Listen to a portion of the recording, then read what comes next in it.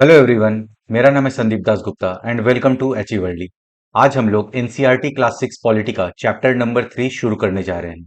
Chapter 1 और chapter 2 के lectures upload हो चुके हैं और उनका मैंने एक सेपरेट प्लेलिस्ट भी क्रिएट कर दिया है। पॉलिटी का प्लेलिस्ट आपको इस वीडियो के डिस्क्रिप्शन बॉक्स में मिल जाएगा, तो जो लोग नए आए हैं उन वीडियोस को वहां से देख सकते हैं। एनसीईआरटी की बुक्स को आप एनसीईआरटी के वेबसाइट से फ्री में डाउनलोड कर सकते हैं, तो वहां से आप डाउनलोड कर लें और इस लेक्चर को देखने के बाद एक बार उस चैप्टर को पढ़ ले, जिससे कि आपके कंसेप्ट और क्लियर हो जाएंगे। अगर आपको कुछ डाउट्स है तो आप मुझसे इंस्टाग्राम पे पूछ सकते हैं। इंस्टाग्राम का लिंक भी आपको डिस्क्रिप्शन बॉक्स में मिल जाएगा। तो चलिए अब आज का लेक्चर शुरू करते हैं। Chapter 3, what is government. सरकार क्या है। Every country needs a government to make decisions and get things done. हर एक देश को एक सरकार की जरूरत होती है ताकि वो विभिन्न कार्यों पे निर्णय ले सके और काम कर सके। हर एक देश को विभिन्न निर्णय लेने एवं काम करने के लिए सरकार की जरूरत होती है। These can be decisions about where to build roads and schools, or how to reduce the price of onions when they get too expensive, or ways to increase the supply of electricity। ये जो निर्णय है बहुत सारे चीजों से related हो सकते हैं, जैसे कि सड़कें और स्कूल कहाँ बनाई जाए। अगर किसी चीज की प्राइस बहुत ज्यादा इंक्रीज हो रही है तो उसको रिड्यूस कैसे किया जाए, मतलब कम कैसे किया जाए या कंट्रोल कैसे किया जाए, इस बारे में भी निर्णय सरकार लेती है। इलेक्ट्रिसिटी के सप्लाई को कैसे बढ़ाया जाए, मतलब कि बिजली की आपूर्ति को कैसे बढ़ाया जाए, इस बारे में भी निर्णय सरकार लेती है। ये निर्णय कई विषयों से संबंधित हो सकते हैं। सड़कें और स्कूल कहाँ बनाए जाएं, बहुत ज्यादा महंगी हो जाने पर किसी चीज के दाम कैसे घटाए जाएं, अथवा बिजली की आपूर्ति को कैसे बढ़ाया जाए। The government also take actions on many social issues. सरकार जो है बहुत सारे सामाजिक मुद्दों पर भी एक्शन लेती है, उस पर कार्रवाई करती है। सरकार कई सामाजिक मुद्दों पर भी कार्रवाई करती है। For example, it has several programs to help the poor. सरकार बहुत सारे ऐसे प्रोग्राम्स या फिर कार्यक्रम चलाती है जिससे कि गरीबों की मदद की जा सके, जैसे कि national food for work program हो गया आपका, संपूर्ण ग्रामीण रोजगार योजना हो गया, या फिर प्रधानमंत्री ग्रामोदय योजना हो गया। ऐसे कई प्रोग्राम सरकार रन करती है। उदाहरण के लिए, सरकार गरीबों की मदद करने के लिए कई कार्यक्रम चलाती है। It does other important things such as running postal and railway services. सरकार डाक सेवा और रेलवे सेवा भी चलाती है। इनके अलावा वो अन्य महत्वपूर्ण काम भी करती है, जैसे डाक एवं रेल सेवाएं चलाना। The government also has the job of protecting the boundaries of the country and maintaining peaceful relations with other countries. सरकार के पास एक और इंपॉर्टेंट जॉब है, जो है कि देश की सीमा की सुरक्षा करना और दूसरे देशों के साथ पीसफुल रिलेशंस मेंटेन करना, मतलब शांतिपूर्ण संबंध बनाए रखना। सरकार का काम देश की सीमाओं की सुरक्षा करना और दूसरे देशों से शांतिपूर्ण संबंध बनाए रखना भी है। It is responsible for ensuring that all its citizen have enough to eat and have good health facilities. सरकार के पास ये भी दायित्व है कि वो ये इंश्योर करे, ये सुनिश्चित करे कि जो भारत के नागरिक है उनको पर्याप्त भोजन मिले और उनको गुड हेल्थ फैसिलिटीज मिले, मतलब अच्छी स्वास्थ्य सुविधाएं भी उनको मिले। उसकी जिम्मेदारी ये सुनिश्चित करना है कि देश के सभी नागरिकों को पर्याप्त भोजन और अच्छी स्वास्थ्य सुविधाएं मिले। When there are natural disasters like the tsunami or an earthquake, it is the government that mainly organizes aid and assistance for the affected people। अगर कभी कोई प्राकृतिक आपदा आती है, जैसे कि सुनामी हो गया या फिर भूकंप हो गया, तो सरकार ही सबसे पहले एड ऑर्गेनाइज करवाती है और जो अफेक्टेड पीपल है, जो पीड़ित लोग हैं, उनकी सहायता करती है। जब प्राकृतिक विपदा घिरती है, जैसे सुनामी या भूकंप, तो मुख्य रूप से सरकार ही पीड़ित लोगों की सहायता करती है। If there is a dispute और if someone has committed a crime, you find people in a court. अगर कभी कोई विवाद होता है या फिर किसी ने कोई अपराध किया होता है तो हम लोग न्यायालय जा सकते हैं, मतलब कोर्ट जा सकते हैं। अगर कहीं कोई विवाद होता है या कोई अपराध करता है तो लोग न्यायालय जाते हैं। Courts are also part of the government. न्यायालय भी सरकार का ही अंग है। देखिए, सरकार के टोटल 3 अंग है। पहला, लेजिस्लेटिव, जिसको कि हिंदी में विधायिका कहते हैं। दूसरा, एग्जीक्यूटिव, जिसको कि हिंदी में कार्यपालिका कहते हैं। और तीसरा जुडिशियरी, जिसको कि हिंदी में न्यायपालिका कहते हैं। Perhaps you are wondering how governments manage to do all this and why it is necessary for them to do so. शायद आपको ये जानकर अचरज हो रहा होगा कि सरकार इतना सब कुछ कैसे कर पाती है और सरकार के लिए इन कामों को करना क्यों जरूरी है। When human beings live and work together, there needs to be some amount of organization so that decisions can be made. जब लोग एक साथ रहते हैं और एक साथ काम करते हैं, तो हमें ऐसे कुछ व्यवस्था की जरूरत होती है, ऐसे कुछ ऑर्गेनाइजेशंस की जरूरत होती है जो कि निर्णय ले सके। जब लोग इकट्ठे रहते हैं और काम करते हैं, तो कुछ हद तक एक व्यवस्था की जरूरत होती है जिससे निर्णय लिया जा सके। Some rules have to be made that apply to everyone. कुछ ऐसे रूल्स बनते हैं, कुछ ऐसे नियमों की हमें जरूरत होती है जो सब पे लागू हो। कुछ नियमों की जरूरत होती है जो सब पर लागू हो।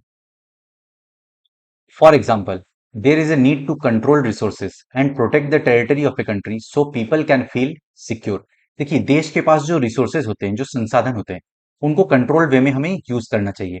अगर हम लोग कंट्रोल्ड वे में यूज नहीं करते, बैलेंस्ड वे में यूज नहीं करते, तो ये जो संसाधन है, जो रिसोर्सेज हैं, हमारे फ्यूचर जनरेशन के लिए नहीं बच पाएगा। तो रिसोर्सेज को कंट्रोल्ड वे में यूज करना जरूरी होता है और देश की जो सीमा है उसको भी सुरक्षित रखना, प्रोटेक्ट करना जरूरी होता है, ताकि जो लोग रहते हैं देश में वो सुरक्षित महसूस कर सके। उदाहरण के लिए संसाधनों के नियंत्रण और देश की सीमा की सुरक्षा की जरूरत होती है ताकि लोग सुरक्षित महसूस कर सकें।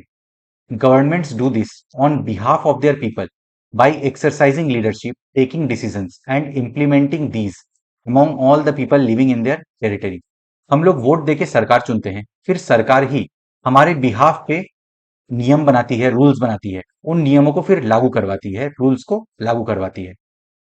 लोगों के लिए सरकार कई तरह के काम करती है, वो नियम बनाती है, निर्णय लेती है और अपनी सीमा में रहने वाले लोगों पर उन्हें लागू करती है। अब जो हमारा नेक्स्ट टॉपिक है वो है लेवल्स ऑफ गवर्नमेंट, सरकार के स्तर। The government works at different levels. सरकार अलग अलग स्तरों पर काम करती है। पहला, एट दी लोकल लेवल, स्थानीय स्तर पर। दूसरा, at the level of the state, राज्य के स्तर पर। तीसरा, एट दी नेशनल लेवल, राष्ट्रीय स्तर पर। इस चीज को समझते हैं।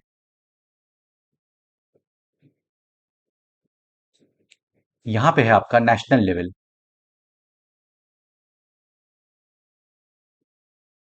और यहीं पे आपका होता है यूनियन गवर्नमेंट। यह है आपका स्टेट लेवल, और यहां पे होता है आपका स्टेट गवर्नमेंट, और यह है आपका लोकल लेवल। यहां पे होता है आपका panchayat, municipalities, etcetera.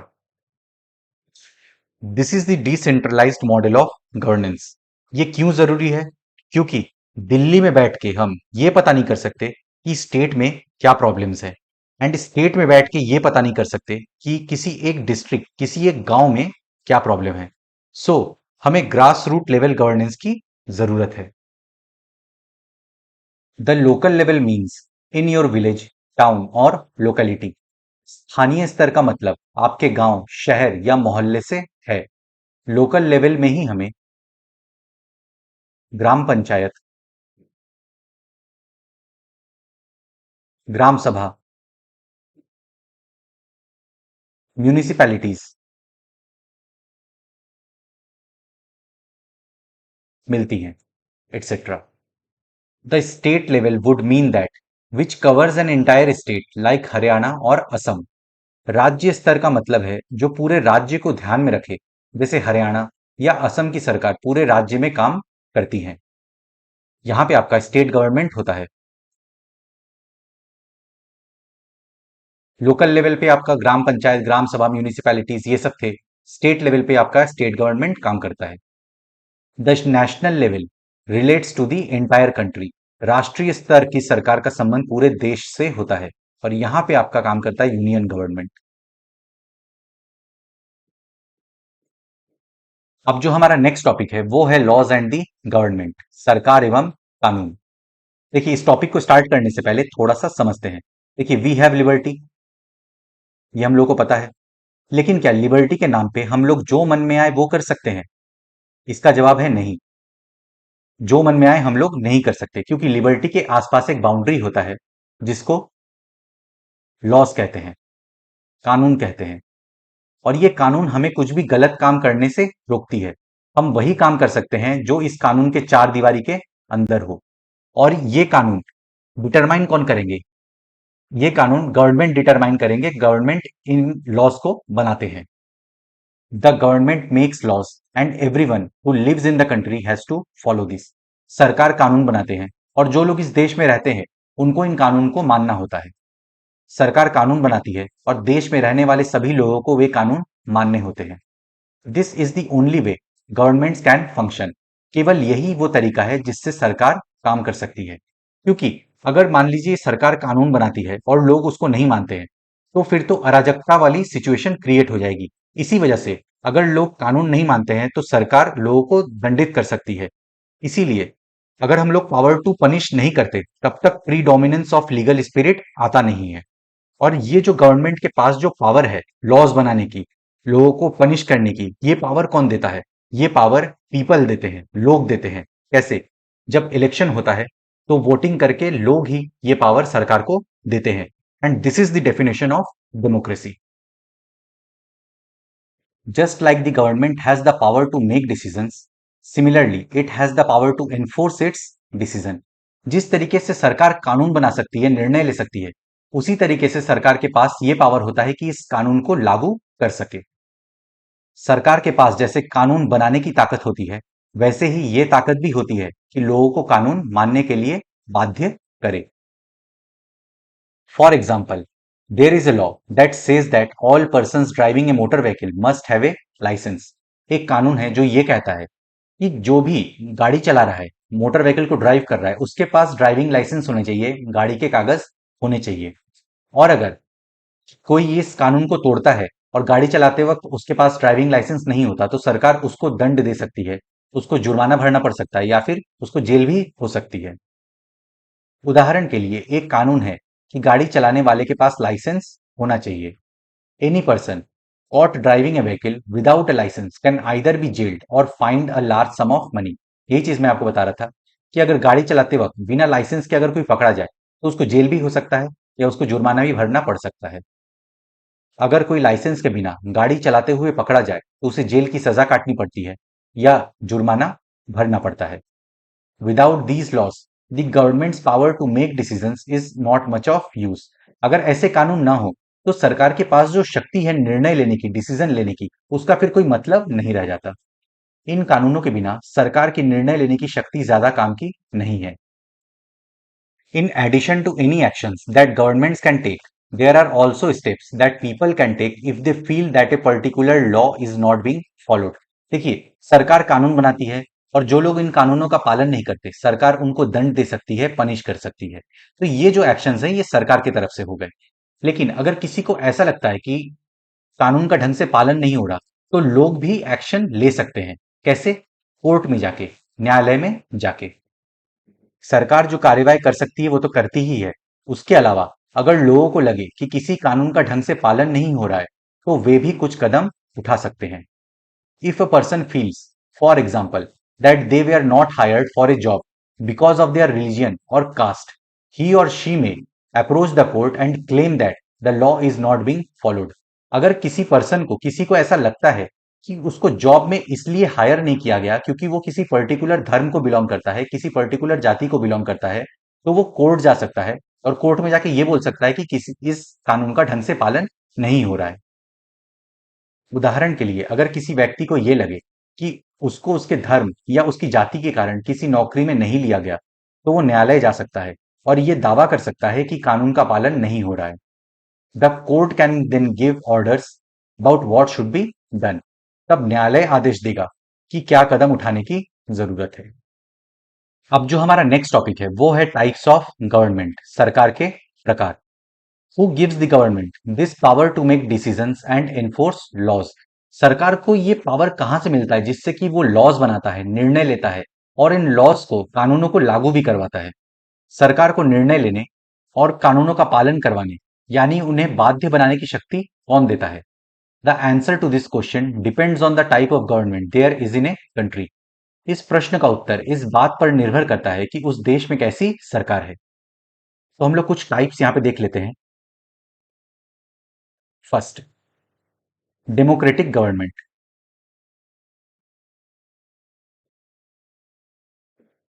Second, monarchial government. Third, Republican government.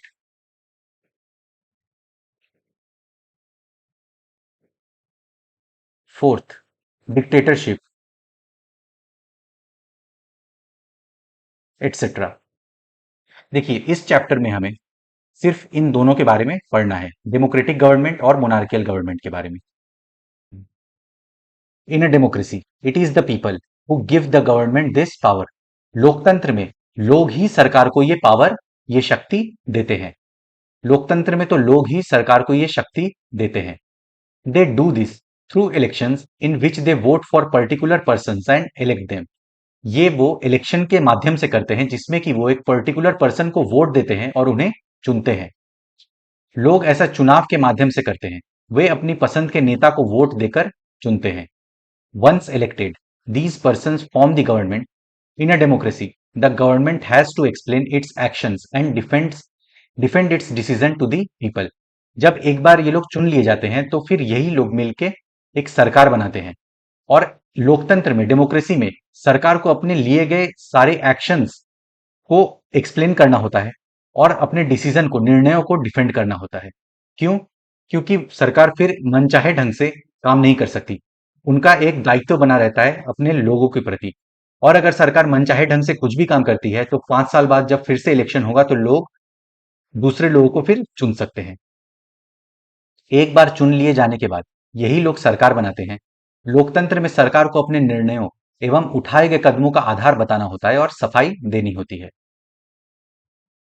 Democratic governments, लोकतांत्रिक सरकार। India is a democracy, Bharat एक लोकतंत्र है।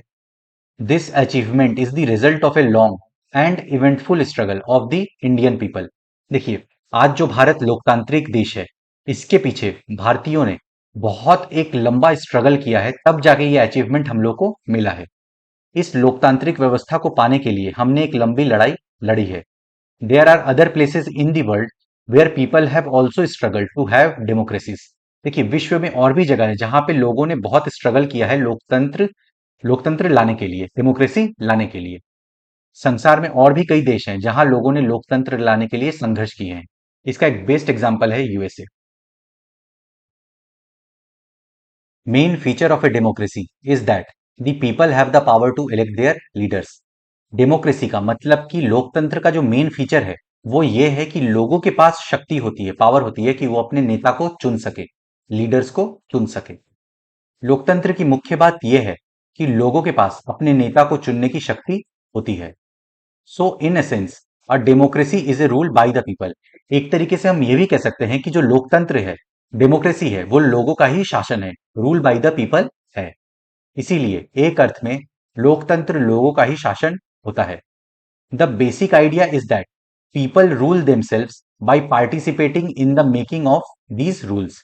देखिए, जो मूलभूत विचार है डेमोक्रेसी का, जो बेसिक आइडिया है लोकतंत्र के पीछे, वो ये है कि जो लोग हैं वो रूल्स बनाने में, मतलब कि लॉज को बनाने में, कानून को बनाने में पार्टिसिपेट करे, भागीदारी करे और खुद ही शासन करें। लोकतंत्र में मूलभूत विचार यह है कि लोग नियमों को बनाने में भागीदार बनकर खुद ही शासन करें। लेकिन आप खुद ही सोचिए, मान लीजिए कोई छोटा देश है जिसका पॉपुलेशन कम है, वो तो खुद पार्टिसिपेट कर सकता है लॉज को बनाने में, नियमों को बनाने में। लेकिन अगर कोई बड़ा देश है, भारत जैसा, जिसके की पॉपुलेशन करोड़ों में है, क्या वो पार्टिसिपेट कर पाएंगे? क्या लोग यहाँ पे पार्टिसिपेट करके रूल्स बना पाएंगे, लॉज बना पाएंगे? ऐसा हो नहीं पाएगा क्योंकि लोग आपस में ही लड़ लेंगे। इसी वजह से भारत की जो डेमोक्रेसी है उसको हम लोग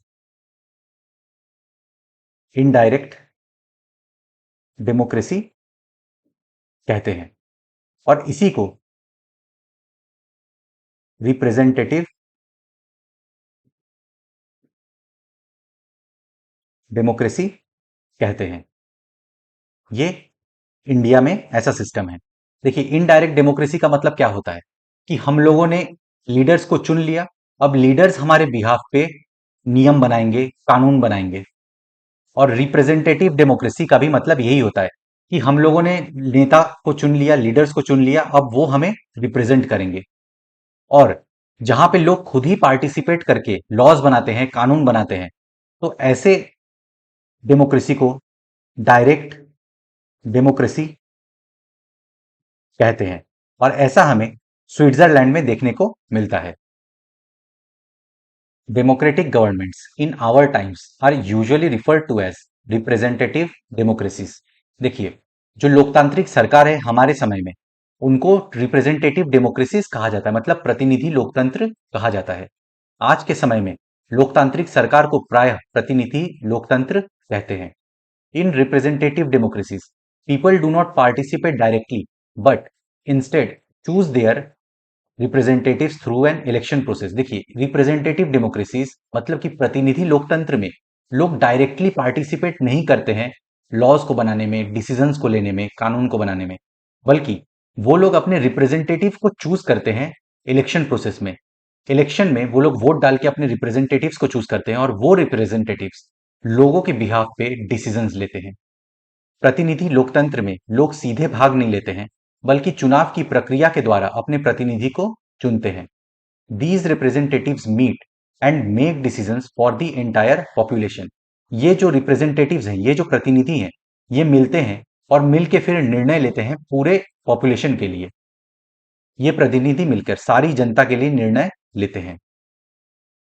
These days, a government cannot call itself democratic unless it allows what is known as universal adult franchise। देखिए, आज के समय में कोई भी सरकार खुद को डेमोक्रेटिक मतलब कि लोकतांत्रिक नहीं कह सकती जब तक कि वो अपने वयस्क नागरिकों को वोट डालने का अधिकार न दे दे। आजकल कोई भी सरकार अपने आप को तब तक लोकतांत्रिक नहीं कह सकती जब तक वो देश के सभी वयस्क नागरिकों को वोट देने का अधिकार न दे दे। This means that all adults in the country are allowed to vote. इसका मतलब यह है कि जितने भी वयस्क हैं देश में, उनको वोट डालने की अनुमति है। इसका मतलब यह है कि देश के सभी वयस्कों को मतदान करने की अनुमति है। But it was not always like this. लेकिन हमेशा ऐसा नहीं था। Can you believe that there was a time when governments did not allow women and the poor to participate in elections। एक ऐसा भी वक्त था जब सरकारें महिलाओं को और गरीबों को इलेक्शन में पार्टिसिपेट नहीं करने देते थे। क्या आप विश्वास कर सकते हैं कि एक ऐसा समय था जब लोकतांत्रिक सरकारें औरतों और गरीबों को चुनाव में भाग नहीं लेने देते थे? In their earliest forms, governments allowed only men who owned property and were educated to vote। देखिए, शुरुआती दौर में सरकारें केवल पुरुषों को वोट डालने की अनुमति देती थी, और वैसे पुरुष जिनके पास प्रॉपर्टी होती थी और वो पढ़े लिखे होते थे, मतलब कि रिच होते थे और एजुकेटेड होते थे, ऐसे ही पुरुषों को वोट डालने का अधिकार था। अपने शुरुआती दौर में सरकारें केवल उन्हीं पुरुषों को वोट देने देती थी जो पढ़े लिखे थे और जिनके पास अपनी संपत्ति होती थी। This meant that women, the poor, the propertyless and the uneducated were not allowed to vote। इसका मतलब है कि जो महिलाएं थी, जो गरीब लोग थे, जिनके पास अपनी संपत्ति नहीं थी और जो पढ़े लिखे नहीं थे, उनको वोट डालने का कोई अधिकार नहीं था। इसका मतलब था कि औरतों, गरीबों और अशिक्षितों को वोट देने का अधिकार नहीं था। The country was govern by the rules and regulations that these few man made. देखिए, सर जो देश था वो इन्हीं कुछ लोगों के दम पे चलता था जो रूल्स और रेगुलेशंस बनाते थे और वोट डालते थे, जो मतलब कि जो अमीर थे और एजुकेटेड थे, पढ़े लिखे थे।